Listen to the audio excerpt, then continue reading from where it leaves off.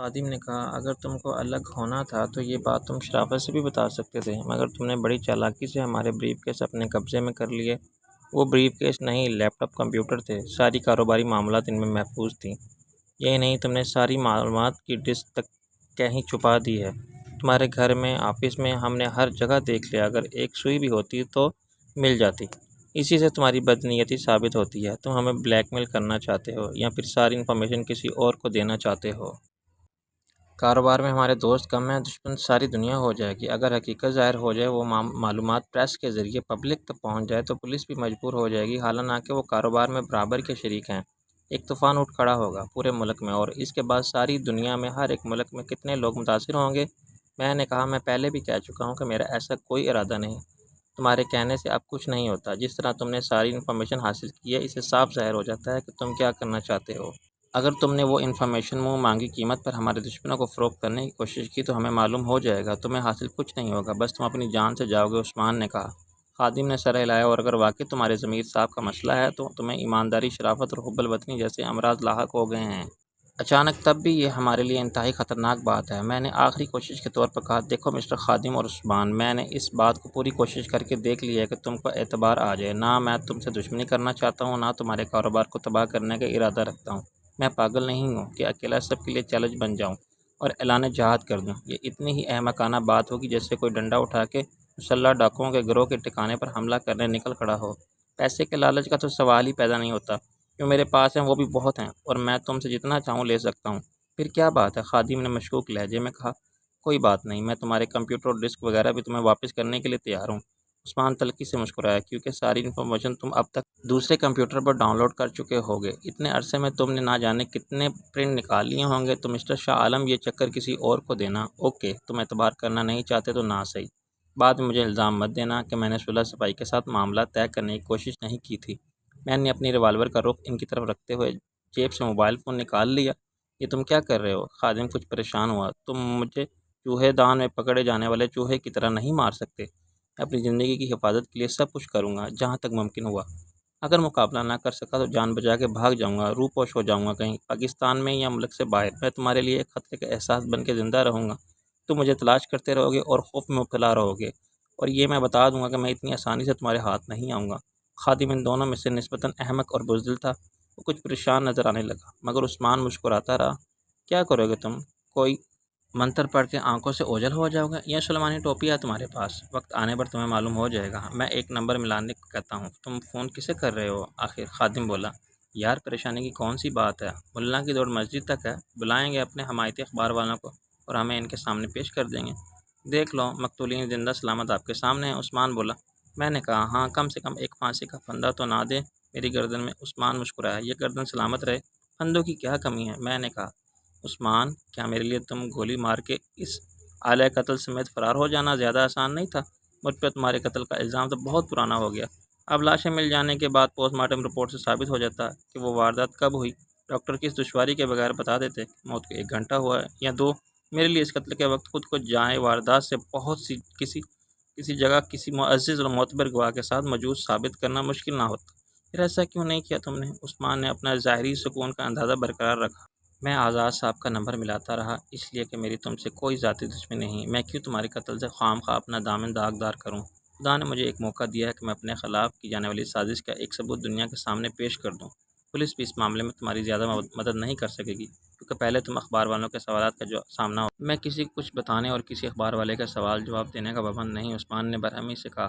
وہ تمہاری خاموشی اور انکار سے بھی کوئی نتیجہ اخذ کر لیں گے، اور تمہیں انہیں کچھ نہ بتاؤ مگر عدالت کے سوال بھی وہی ہوں گے کہ حضرت عالم بلا سے واپسی کب اور کیسے ہوئی؟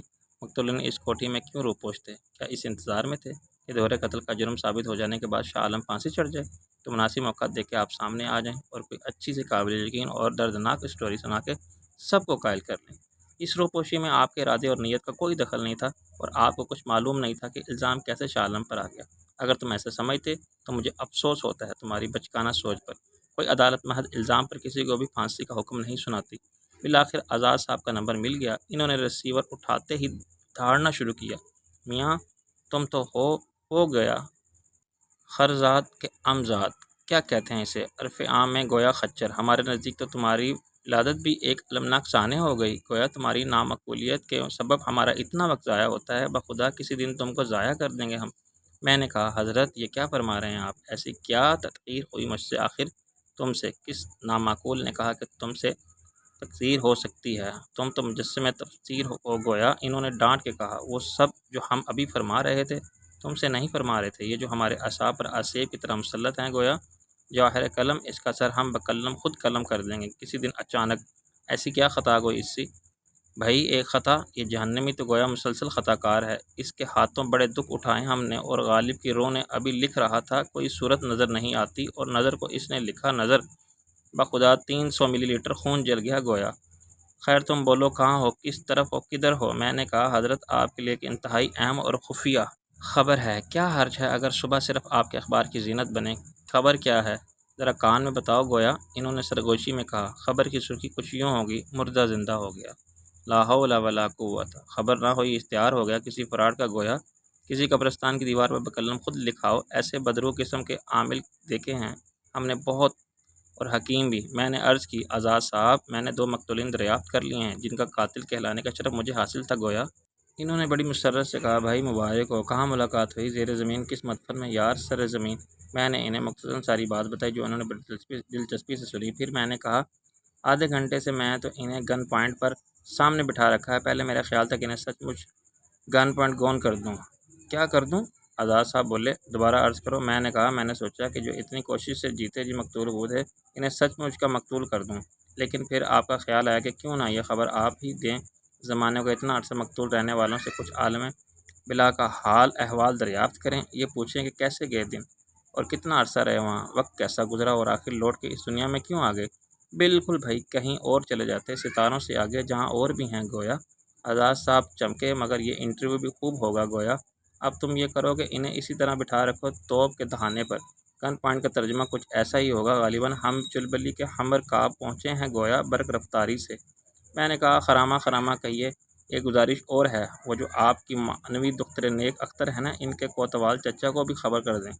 بھائی کیوں کنفیوز کر رہے ہو گویا، پہلیاں مت بجاؤ۔ میں نے کہا شبنم کے چچا ایس پی غلام محمد مقتولین کو زندہ سلامت اپنی تحویل میں لیں تو اس کے گواہ بھی ہونے چاہئیں، لیکن میں کسی گواہی کے چکر میں نہیں پڑ سکتا۔ وہ ہنسے بھائی یہ معاملہ تم ہم پر چھوڑ دو، جھوٹے سچے گواہ ہم ساتھ لائیں گے، وہ گواہ تو سانحہ نکاح کے بھی ہوتے ہیں گویا، مگر پہلے ذرا یہ خصوصی خبر ہو جائے کہ بتصویر ہم آخری کاپی روک لیتے ہیں تھوڑی دیر کے لیے۔ اب یہ عرض کرو کہ تم کہاں سے بول رہے ہو، اور جواب اس کا ہے کہ اپنے منہ سے، تو یہ فرماؤ کہ منہ دیکھنا ہو تمہارا تو ہم کہاں قدم رنجا فرمائیں، چلبلی کو راستہ سمجھاؤ گویا۔ میں نے انہیں پتہ بتا کے فون بند کر دیا۔ خادم عثمان کے لیے صورتحال قطعی غیر متوقع تھی، انہوں نے اپنی طرف سے پورے حقائق حفاظتی انتظامات کے ساتھ اس رازدارانہ ملاقات کا اہتمام کیا تھا، مگر الٹی ہو گئی سب تدبیریں۔ اصل شاہ عالم ہوتا تو اسے ساتھ لانے کے لیے 2 مسلح محافظ بہت تھے، وہ خاموشی سے ان کے ساتھ آ جاتا، اور پھر یہاں اس کے ساتھ جو بھی ہوتا اس کا گواہ کوئی نہ ہوتا، ٹیکسی ڈرائیور بھی انہی کا آدمی تھا، ان تینوں کی موجودگی میں بیرونی مداخلت کا امکان بھی نہیں تھا۔ یہ ان کی حد سے بڑی ہوئی خود اعتمادی کا نتیجہ تھا کہ جب میں قمر کی شادی میں شرکت کے لیے جاتے ہوئے 2 بندے اس کی کوٹھی کے دروازے پر گرا گیا، تب بھی خادم اور عثمان نے کوئی خطرہ محسوس نہیں کیا، اور اس یقین کے ساتھ بیٹھے رہے کہ تیسرا ضرور مجھے دست بدستہ ان کی خدمت میں پیش کر دے گا، پھر پتہ چلے گا کہ 3 میں سے 2 کیسے مارے گئے تھے، شاہ عالم اکیلا ہی 3 مسلح بدماشوں پر حاوی آ جائے گا، اس کا وہ تصور بھی نہیں کر سکتے تھے۔ اب صورتحال بدل گئی تھی، وہ اپنے سامنے ایک مختلف شاہ عالم کو دیکھ رہے تھے، انہیں یقین آ چکا تھا کہ میری گرفتاری اور پیشی کے مشن پر روانہ کیے جانے والے 3 کمانڈوز میں سے 2 میرے ہی ہاتھوں اپنے انجام کو پہنچے تھے، اور تیسرا ان کے سامنے بے سود پڑا تھا۔ خادم اور عثمان کچھ مرعوب اور دہشت زدہ سے خاموش بیٹھے، یہ تاثر دیتے کہ ناکام کوشش کرتے رہے کہ صورتحال کے پلٹ جانے سے نہ وہ مایوس ہیں اور نہ پریشان۔ تاہم انہوں نے جب سے ریوالور نکالنے یا اچانک مجھ پر حملہ کرنے کی کوشش نہیں کی۔ کہ تم نے اچھا نہیں کیا شاہ عالم۔ عثمان نے ایک گہری سانس لی۔ کس کے ساتھ؟ اپنے ساتھ یا تمہارے ساتھ؟ میں نے کہا۔ وہ بولا تم نے اپنی موت کو دعوت دی ہے، پہلی بات تو یہ کہ موت کا فرشتہ کسی کے دعوت نامے پر نہیں جاتا، قسام اجل نے اسے ایک شیڈول پہلے سے دے رکھا ہے، جس میں یہ واضح طور پر تفصیل سے بتا دیا گیا کہ اسے کب کہاں کس کی جان لینی ہے اور کیسے۔ میرے عقیدے کے مطابق ہر شب بارات پر آنے والے سال کے بارے میں سب کچھ طے ہو جاتا ہے، زندگی یا موت، اور رزق کے معاملات پر قدرت اپنی مہر تصدیق ثبت کر دیتی ہے۔ پھر تم خود ہی سوچو کہ میرے یا تمہارے موت کو دعوت دینے سے کیا فرق پڑتا ہے، اور بالفرض محال ایسا ہے تو تمہیں پریشان نہیں خوش ہونا چاہیے، خود تم بھی یہی چاہتے تھے۔ ہم تو معاملات کو سلجھانا چاہتے تھے۔ خادم مایوسی سے بولا، تم نے اور الجھا دیا۔ میں نے کہا، تمہارے معاملات سے اب میرا کسی قسم کا کوئی تعلق نہیں رہا، یہ ہو سکتا ہے کہ آج کے بعد میں تمہیں نظر بھی نہ آؤں۔ عثمان نے نفی میں سر ہلایا، یہ ناممکن ہوگا تمہارے لیے، تمہارا ہی آئیڈیا تھا، تم کتنا عرصہ غائب رہے؟ عثمان نے کہا، ہماری بات اور تھی، ہم صرف پس پردہ چلے گئے تھے، ویسے ہمارا سب سے رابطہ تھا، گھر والوں کو اور کچھ خاص لوگوں کو معلوم تھا کہ ہم کہاں ہیں، ان سے ٹیلی فون پر بات ہو جاتی تھی۔ خادم نے کہا، بڑی اچھی چیز ہے موبائل فون خفیہ رابطے کے لیے۔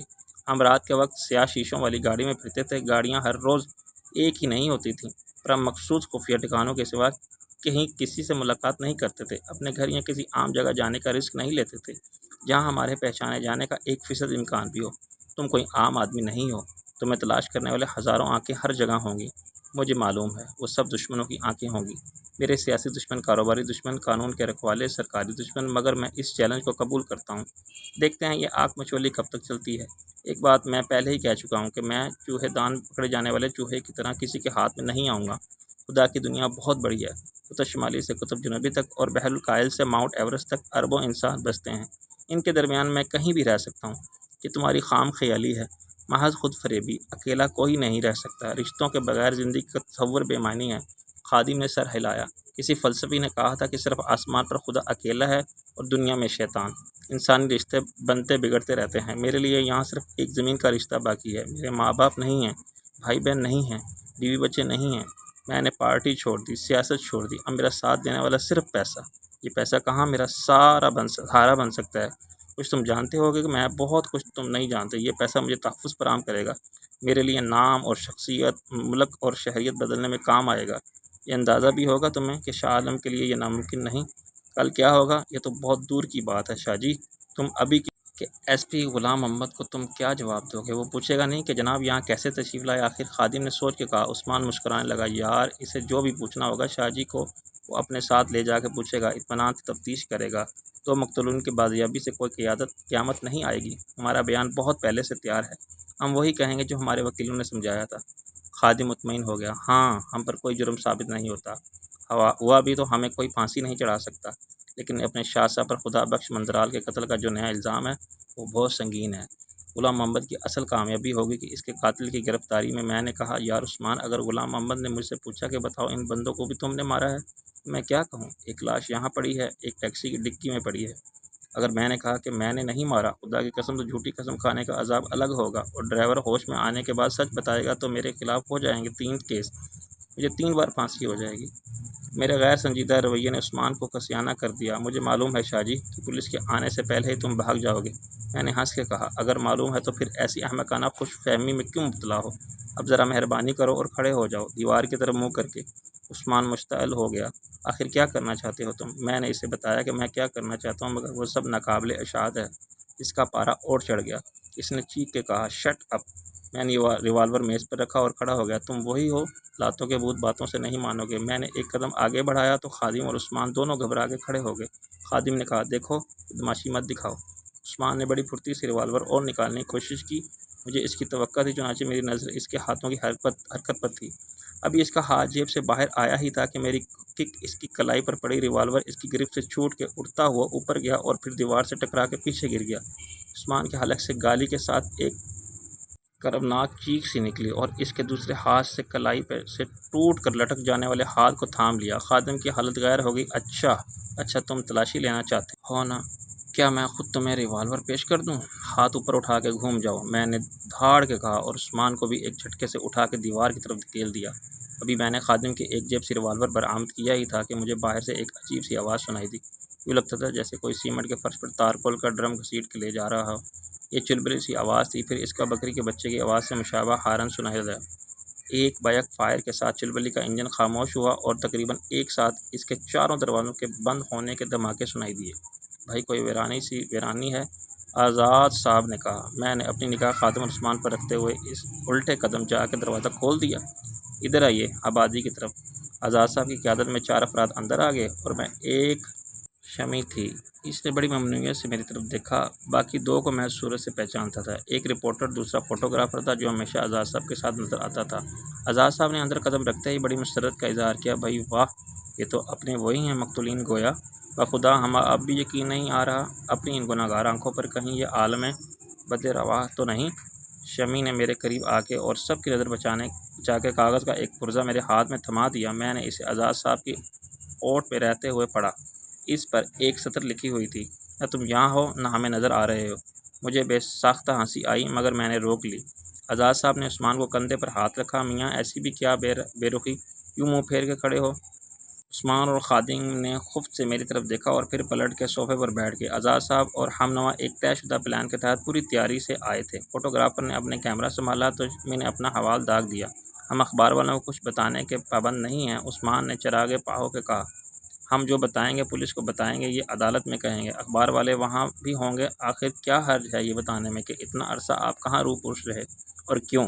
شمی نے کہا، میں جانتا ہوں آپ لوگ ایک سازش کے تحت شاہ عالم کے کہنے پر آئے ہیں۔ عثمان نے برہمی سے کہا، پریس ہمیشہ سیاستدانوں کو سپورٹ کرتا ہے۔ شمی نے کہا، ہم کسی شاہ عالم کے کہنے پر نہیں آئے۔ دوسرے رپورٹر نے شمی کی تائید کی، ہمیں کسی نے فون پر اطلاع دی تھی، خود شاہ عالم نے فون کیا تھا۔ اعجاز صاحب کو پوچھ لیں ان سے، عثمان نے کہا۔ بھائی کیا فرق پڑتا ہے اس سے، گویا جھوٹ بہرحال نہیں بولا تھا اس نے، اعجاز صاحب نے کہا۔ آپ بھی کمال کرتے ہیں، عثمان بولا، یہ انتہا ہے دیدہ دلیری کی۔ اس شخص کے ہاتھوں آج ہی خدا بخش مندرال کا خون ہوا ہے، آپ اس سے سوال کیوں نہیں کرتے کہ یہ یہاں کیسے موجود ہے؟ کیا اس نے فون نہیں کیا آپ کو؟ اعجاز صاحب نے دائیں بائیں دیکھا۔ بھائی یہ کیا سلسلہ ہے؟ آخر اپنے عثمان صاحب کس کی طرف ہیں؟ روئے سخن، گویا آپ شاہ عالم کے بلانے پر آئے ہیں یا نہیں؟ اس پر الزام ہے ایک سپاہی قتل کا۔ خادم بولا، کیا آپ کا فرض نہیں بنتا کہ قاتل کو پولیس کے حوالے کریں؟ جہاں تک الزام کا سوال ہے تو شاہ عالم پر آپ دونوں کے قتل کا الزام بھی تھا۔ شمی نے کہا، لیکن آپ دونوں صوفی سے زندہ ہیں، پھر بھی ہم متفق ہیں تم سے، گویا پوچھیں گے ضرور شاہ عالم سے کہ میاں سچ کہو یہ قتل عام آخر کس کے لیے؟ اعجاز صاحب نے کہا۔ عثمان نے بگڑ کے کہا، کب پوچھیں گے؟ اسے فرار کرانے کے بعد؟ یہ تو گویا ہم پر بھی الزام آ گیا، کیا کہتے ہیں اسے؟ اعانت مجرمانہ کا۔ میاں برخوردار جو پہلے سے مفرور ہوا ہے اسے ہم کیسے فرار کرا سکتے ہیں؟ اعجاز صاحب ناراض ہو گئے۔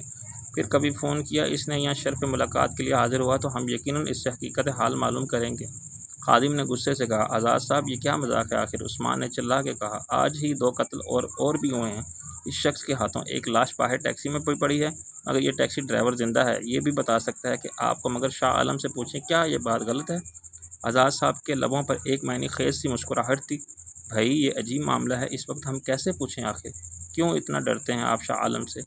لا حول ولا قوت، اگر ہماری وہ ہوتی، کیا کہتے ہیں اسے، نصف بہتر، گویا تو خدا کے بعد ہم اسے ضرور ڈرتے۔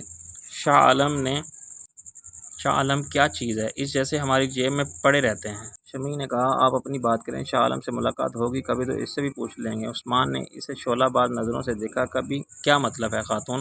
ابھی کیوں نہیں؟ شاہ عالم آپ کے سامنے موجود ہے، آپ فرما رہی ہیں کبھی سامنے موجود ہے؟ شمی نے حیرانی سے ادھر ادھر دیکھا۔ بھائی نور چشم راحت جہاں، تمہارے سامنے تو خیر سے ہم ہیں اور ہمارے سامنے ہو تم۔ اعجاز صاحب بولے، یہ شاہ عالم کہاں ہے آخر، نظر کیوں نہیں آتا؟ خادم اور عثمان نے بھی بے یقینی سے ایک دوسرے کی طرف دیکھا۔ یہ کس قسم کا ڈرامہ ہے اعجاز صاحب؟ اعجاز صاحب کے ساتھ آنے والا فوٹوگرافر مستعد ہو گیا۔ کیا شاہ عالم صاحب بھی موجود ہیں یہاں؟ کہاں ہیں وہ؟ پاگل کے بچے، یہ کون کھڑا ہے ادھر؟ یہ تمہارا باپ شاہ عالم نہیں ہے؟ عثمان نے چیخ کے کہا۔ فوٹوگرافر نے کہا، میرے باپ کا نام اکرام علی تھا، انہیں فوت ہوئے 4 سال ہو گئے ہیں۔ ادھر سے کیا مراد ہے آپ کی؟ کیا ادھر کوئی نظر آ رہا ہے تمہیں؟ شمی نے دوسرے رپورٹر سے پوچھا۔ میری دور کی نظر خراب ہے، دیوار ضرور نظر آ رہی ہے، وہ بولا۔ اعجاز صاحب نے بھی سر ہلایا۔ غالباً اتنا عرصہ مقتول رہنے کا اثر دماغ پر پڑا ہے، انہیں یہاں بھی شاہ عالم نظر آ رہا ہے۔ شمی نے مجھے اشارہ کیا کہ اب مجھے وہاں ٹھہرنے کی ضرورت نہیں ہے۔ میں نے جانے سے پہلے عثمان کا فرش پر پڑا ہوا ریوالور اٹھا کے اسے دے دیا۔ اس نے ریوالور کو پلٹ کے دیکھا۔ بہت اچھا ہے، تمہارا نشانہ کیسا ہے، کبھی چلایا ہے ریوالور؟ شمی نے اس کا سیفٹی کیچ ہٹایا۔ آزما کے دیکھو، یہ کپ رکھو عثمان صاحب کے سر عزیز پر۔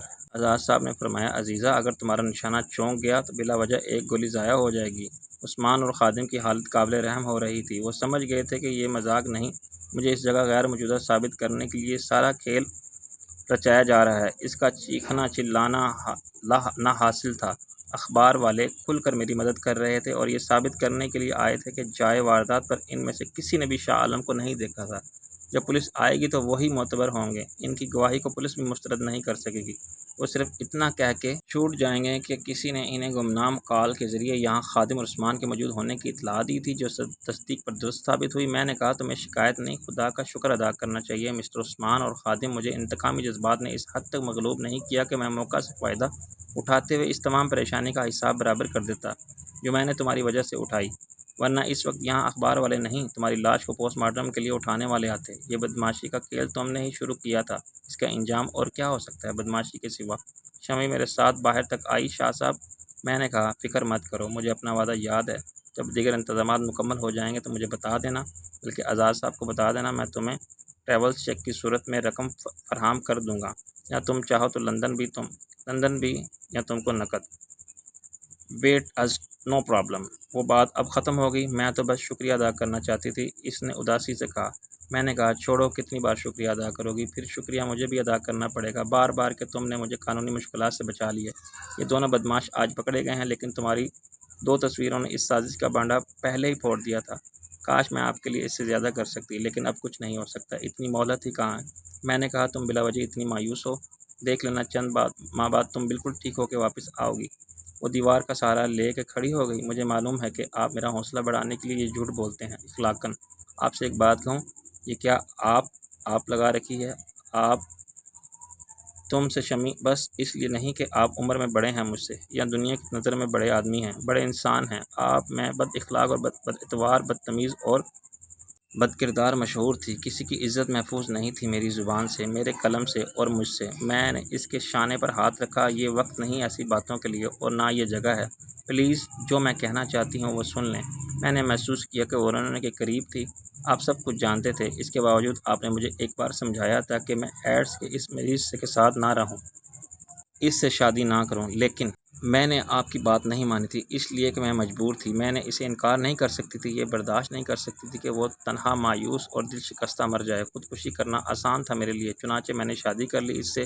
میں سب جانتی تھی، سب سمجھتی تھی، اور آج مجھے افسوس یا پچھتاوا کوئی نہیں ہے۔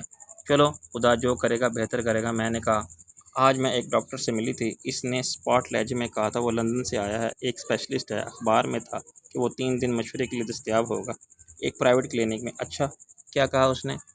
وہی جو مجھے معلوم تھا، شمی نے کہا۔ اس نے کہا کہ لندن آ جاؤ، ہم تمہیں بچانے کی گارنٹی نہیں دے سکتے، لیکن اتنی مہلت ضرور مل جائے گی کہ تم اپنے بچے کو جنم دے سکو گی، اور کیا پتہ اس کے بعد بھی 1 مہینہ گزر جائے۔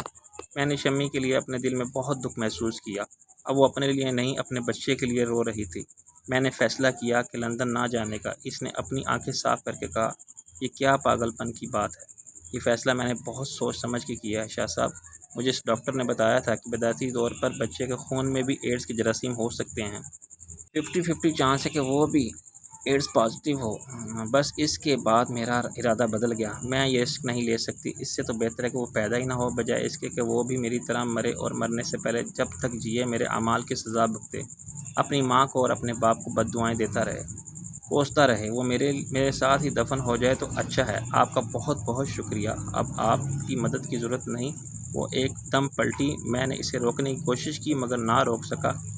وہ دروازے کے قریب رکی۔ شاہ عالم صاحب، معلوم نہیں کیوں آپ وہ پہلے شاہ عالم نہیں رہے۔ شاہ عالم کو برسوں سے جانتی ہوں، اب تو میری اوقات ہی 2 ٹکے کی رنڈی جیسی ہو گئی تھی، لیکن 2 سال پہلے تک آپ نے دن رات جب مجھے یاد کیا، مگر ہر جگہ میں آ جاتی تھی، کوئی سوال کیے بغیر۔ میری زندگی کے بہت سی راتیں اور بہت سی باتیں آپ سے منسوب ہیں، آپ بھی جانتے ہیں، مگر آپ وہ شاہ عالم نہیں ہیں۔ ایسا کیوں لگتا ہے مجھے؟ وہ پلٹ کے اندر چلے گئی، اور میں سوچتا رہ گیا کہ شمی نے مجھ سے یہ سوال کرنا کیوں ضروری سمجھا۔ اگر اس کو میرے رویے میں فرق کا احساس ہوا تھا، تب بھی میرے ماضی کے کسی حوالے کی ضرورت بحال نہیں تھی۔ وقت کے ساتھ سب کچھ بدلتا ہے، انسان بھی بدل جاتے ہیں۔ کہیں ایسا تو نہیں کہ وہ اپنے یقین کا اظہار کرنا چاہتی تھی کہ وہ مجھے اصل شاہ عالم نہیں مانتی، حالانکہ اس بات کو عدالت نے بھی تسلیم کر لیا ہے۔ ایسے ہی شبنم کا یقین متزلزل نہیں ہوا تھا، اس کی چھٹی حس، اندر کے احساس کی آنکھ، وہ غیر معمولی صلاحیت جو باطنے کو، آدمی کے خیالات کو بھی سمجھ سکتی ہے، سب سے جدا تھی۔ جذبات کی بھرپور توانائی کے ساتھ منشدی والی کیفیت میں بھلا کون اپنی اصلیت چھپا سکتا ہے؟ اپنی شخصیت پر نقاب ڈال کے کون کسی شریک خلوت کو دھوکہ دے سکتا ہے؟ میں نے ایک گہری سانس لی۔ اچھا کیا میں نے کہ شاہ عالم کی زندگی کول سے باہر آ گیا، ورنہ رکشی اور شبنم کے بعد صرف شمی ہی نہیں تھی، شاہ عالم کی عمر رفتہ کے روز شب کے نہ جانے کتنے ایسے سربسنا راز تھے جو میری نظر سے اوجھل تھے، مگر ان کو دوسروں کی نگاہ نے چھپ چھپ کے دیکھا تھا، رازداری سے دیکھا تھا، جب کوئی اور دیکھنے والا نہ تھا۔ ان ان گنت راتوں کی ایسی نہ جانے کتنی کہانیاں ہوں گی جو شاہ عالم کی کہانی کے ساتھ ہی ختم ہو گئی تھیں، جو کہ ناصر عظیم تھا۔ ان کے بارے میں کیسے جان سکتا تھا؟ میں نہ جانے کہاں کہاں اپنی حیرانی سے مشکوک ہوتا، لا علمی سے اعتراف سے چور بنتا، نہ آشنائی کے اظہار سے جھوٹا سمجھا جاتا۔ اس حقیقت کو قبول کر لینے کے بعد خواہ سارا زمانہ مجھے شاہ عالم تسلیم کرے، میں ایک ایسے شخص کی زندگی نہیں جی سکتا جو میں مر چکا ہوں، کیونکہ میں صرف ناصر عظیم ہوں۔ مجھے خاصا ذہنی سکون اور اعتماد حاصل ہو گیا تھا، اس مسافر کی طرح جو صحرا کے سفر کے آغاز میں ہی بھٹک جائے اور بروقت طے کر لے کہ اسے واپس لوٹ جانا چاہیے۔ واپسی مشکل ضرور ہوگی، مگر اس میں سلامتی کا یقین ہے۔ آگے بڑھتے جانے میں کوئی عقل مندی نہیں، صرف مشکلات ہیں اور خطرات ہیں اور بالآخر عذاب ناک موت ہے۔ میں جلد از جلد اس جگہ سے دور بھاگ جانا چاہتا تھا۔ ابھی زیادہ رات نہیں گزری تھی، سڑک پر گاڑیوں کی آمد و رفت جاری تھی۔ جیب میں سے موبائل فون نکال کے میں نے رئیس سے رابطہ کیا۔ وہ چلانے لگا، ابے کہاں مر گیا تو؟ میں نے کہا، جملہ درست کر لے، یہ پوچھ مر کے کہاں گیا تو؟ جواب اس کا یہ ہے کہ وہیں جا جہاں تجھے بھی جانا ہے۔ قسم اللہ کی 1 گھنٹے سے زیادہ ہو گیا، اپنی تو پریشانی سے جان عذاب میں تھی، آخر تو کہاں غائب ہو گیا تھا؟ اس وقت کہاں ہے یار؟ گائز میری ویڈیو کیسی لگی مجھے کمنٹ سیکشن میں ضرور بتائیے گا، اور میری ویڈیو کو لائک کریں، شیئر کریں اور میرے چینل کو ضرور سبسکرائب کریں تاکہ آپ کو آنے والی ویڈیو سب سے پہلے ملے۔ تو ہم ملتے ہیں آپ سے اگلی ویڈیو میں، تب تک کے لیے اللہ حافظ۔